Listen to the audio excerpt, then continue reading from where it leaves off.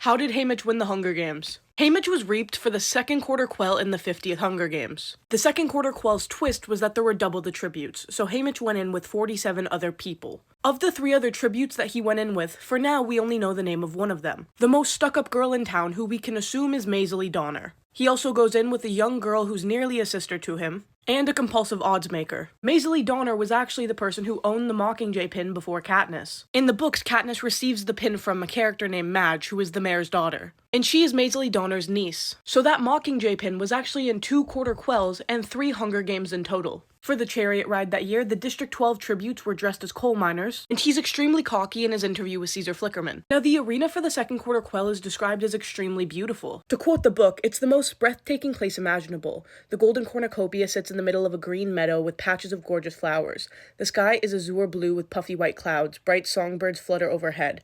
By the way some of the tributes are sniffing, it must smell fantastic.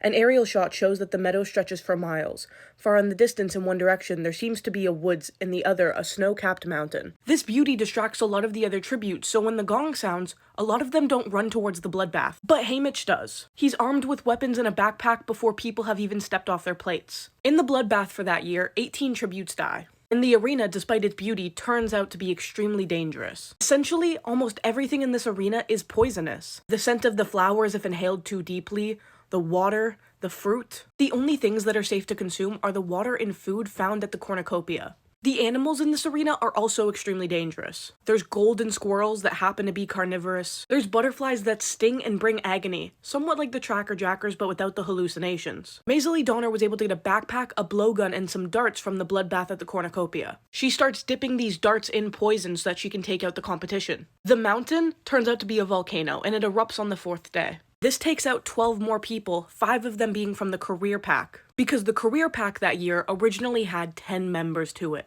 Because of this eruption, all 13 of the tributes that are left have to confine themselves to the woods. Haymitch accidentally encounters 3 of the careers while he's walking in the same direction he has been. He manages to kill 2 of the careers, but Maisie Donner actually kills the 3rd, and they start an alliance. And they're actually a fantastic alliance and work really well together. Maisie asks why Haymitch is determined to keep moving forward, and Haymitch says, because it has to end somewhere, right? The arena can't go on forever. When they finally make it to the end of the arena, all there is a cliff. This is when Maisie and Haymitch decide to split up because there's only 5 tributes left. During this, Haymitch accidentally dislodges a pebble and it goes over the cliffside.